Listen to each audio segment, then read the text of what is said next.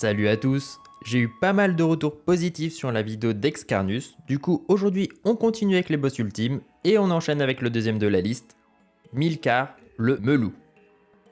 Pour combattre ce BU, il faudra donc aussi obligatoirement être modulé, et de niveau 81 à 95. Il faudra également une clé qui se fabrique aussi à l'aide de 4 fragments que l'on peut loot sur les boss de donjon. On devra donc aller faire le donjon Arachné, le donjon Troll, l'hôtel de la lune, c'est le donjon Mulou, et le donjon Slek. Comme d'habitude, si vous ne connaissez pas la strat, ne paniquez pas, vous avez bien entendu les vidéos de ces donjons dispo sur ma chaîne. Ensuite, on se rend à un atelier ébéniste pour craft la pleine lune. Il faut avoir le métier au niveau 60. Si vous n'êtes pas niveau 60, vous pouvez bien entendu demander à un ami de la craft pour vous. Vous pouvez aussi aller l'acheter à l'hôtel de vente si vous avez la flemme. Je l'avais déjà dit sur la vidéo d'Excarnus, mais je le redis quand même, il ne faut qu'une seule clé pour tout le groupe. Pas besoin d'en faire 6. Et la clé ne marche qu'une seule fois, si vous perdez, vous devrez en utiliser une autre. Le Melou se trouve au royaume Sadida. On va déjà regarder les particularités de ce BU, et après on regardera comment faire le combat. Le boss n'est pas très impressionnant par sa taille, une case seulement, c'est cool, on peut le pousser, le porter, etc. Il possède 4 phases distinctes qui durent chacune un tour. On commence avec Nouvelle Lune. Lors de cette phase, le boss est invulnérable. Il commencera toujours son tour par invoquer 2 Millimelou.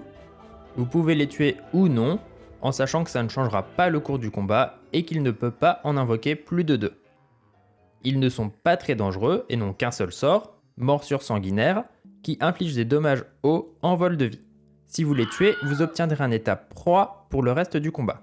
Cet état fait gagner 1 PM au boss quand vous l'attaquez et débloque un sort de charge, Track, qui lance en ligne sur vous pour se rapprocher. Si vous ne les tuez pas, attention de ne pas marcher sur les bordures du terrain, croissant de lune, car en plus de donner de la maîtrise élémentaire et soigner le boss, cela transformera les Millimelou en Millimelou Garou, ce qui les rendra plus effrayants, mais en fait ils gagneront seulement 3 PM et deviendront intaclables. Hormis ça, le boss ne possède qu'un seul autre sort, Morsure, uniquement lançable au corps à corps, qui inflige des dommages hauts et donne 5 niveaux d'état, blessure profonde, qui augmente vos dommages subis par le boss jusqu'à 200%. Cet état vous fait aussi subir une ligne de dégâts supplémentaires de la part des attaques du boss. Il dure 3 tours.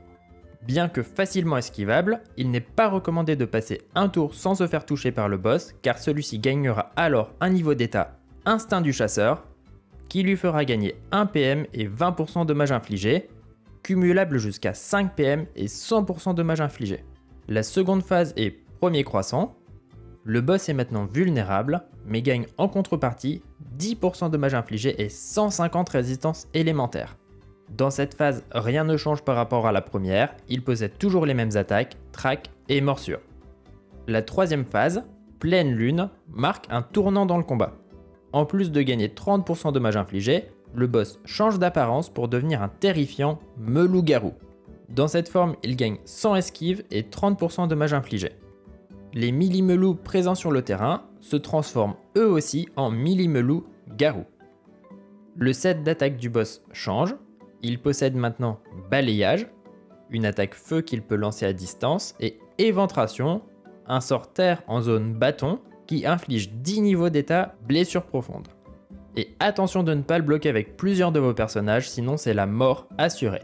Il lancera Attaque frénétique, un terrible sort qui touchera tout le monde sur la map avec une double ligne de dommages, terre et eau. Et on finit avec la quatrième phase, Dernier croissant. Cette phase fait gagner 50% dommages infligés au boss, ce qui le rend encore plus menaçant. À part ça, rien ne change, il garde le même set d'attaque. Une fois cette phase terminée, on recommence à la première. Le boss se retransforme en Melou normal, il est soigné de 25% des dommages qu'il a subis, et c'est reparti pour un tour. Le Melou possède un archétype Stasis boss ultime, qui fera que tous les 3 tours à partir du 4ème, il gagnera 1 PO max et 1 PM max si vous lui faites subir une perte de PO ou de PM. Et tous les 6 tours, à partir du 7ème, il détruit les mécanismes et invocations en cercle de 5 cases autour de lui, s'il y en a 3 ou plus. Il possède aussi des mécaniques Stasis particulières qui vont un peu compliquer le combat. À partir du stasis 5, il devient stabilisé dans sa forme me-loup-garou. Ça dépend de votre style de jeu, mais ça va encore. C'est vraiment à partir du stasis 8 que ça se complique, car une lune apparaît sur le terrain. Elle est invulnérable et fait des dommages air avec au clair de la lune à toutes les cibles dans sa ligne de vue. Elle peut aussi faire un sort de zone autour d'elle, explosion lunaire, qui repousse de une case tous les personnages à proximité, en plus de faire des dommages air. Allez, c'est parti pour le combat. Il n'est pas très dur, du coup on va partir sur du stasis 4. Le mieux pour le placement, c'est de laisser son tank en ligne avec le boss, comme ça il vient dessus. Sinon je vous rappelle qu'il gagne 1 PM et 20% dommages infligés avec Instinct du chasseur. Si vous voulez faire un build spécial pour le boss, vous pouvez mettre beaucoup de résistance eau et terre, feu et air c'est un peu moins important. Il n'y a pas grand chose à faire ce tour-ci, vu que le boss est invulnérable, donc on peut tuer les invocations. Il y a des classes bien pratiques, comme l'Osa avec fouet, le Kra maintenant avec la flèche d'immolation qui est en zone en plus, et de mémoire il y a aussi l'Enu avec coupure, et c'est tout je crois. Ah, il y a peut-être Luginak aussi, mais je ne connais pas super bien la classe. Le mieux c'est de finir les invocations avec les personnages support qui ne vont pas taper le boss, ça évite de lui faire gagner un PM, mais bon c'est pas toujours facile, il faut au moins essayer de finir les invocations avec toujours le même personnage.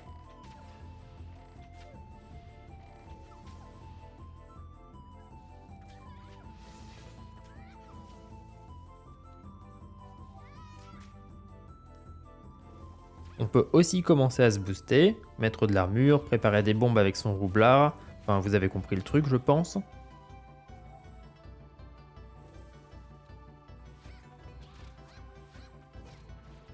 Le Yop qui fait mieux le don de PA que Xel, normal.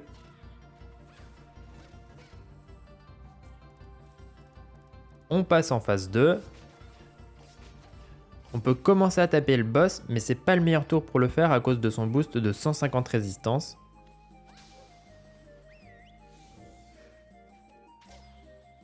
Du coup, faut pas balancer ses plus gros sorts maintenant, on fait juste des petits dégâts pour commencer à l'affaiblir.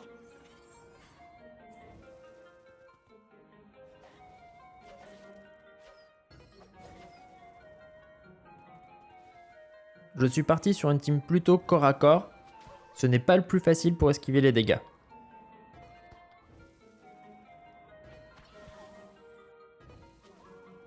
Vous pouvez go sur une team distance et faire l'ancienne strat, ça marche très bien aussi. Je sais pas si vous voyez ce que je veux dire, mais en fait il faut mettre tous vos personnages en ligne et jeter le boss au loin avec le panda. Bon, à partir du stasis 5 ça devient un peu plus dur car le boss est stabilisé en forme garou, mais avec du retrait PM ça peut aussi le faire je pense.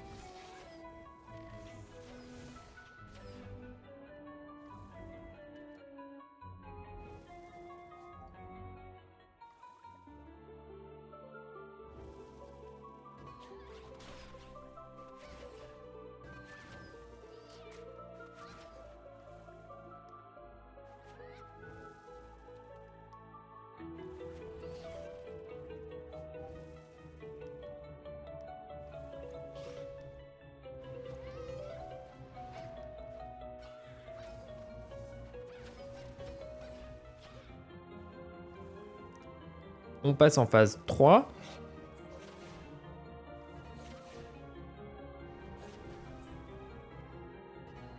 C'est la meilleure phase pour commencer à taper sérieusement.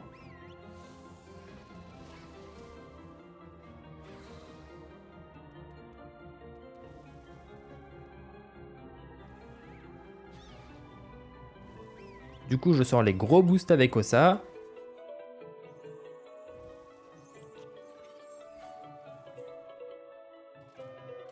Je baisse les résistances au max.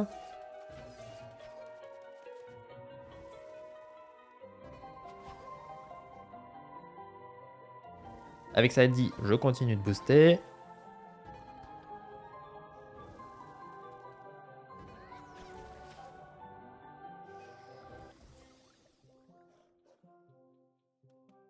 Avec Panda, on s'occupe du placement. On va mettre le boss de dos.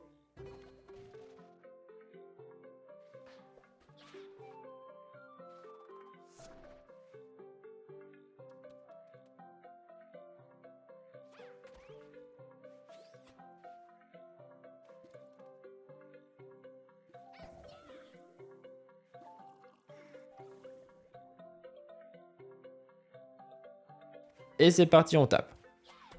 Si vous manquez de DPT pour le tuer avant qu'il se remette en phase 1, vous pouvez très bien le faire en Stasis 3, ou jouer avec de l'incurable, mais Stasis 3 ça suffit largement pour loot des items légendaires.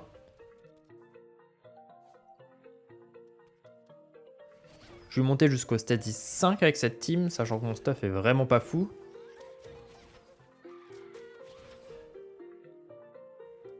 Je le trouve vraiment plus facile qu'Excarnus. Avec une bonne compo et des stuffs bien optis, c'est assez facile de le faire jusqu'au Stasis 7 je pense.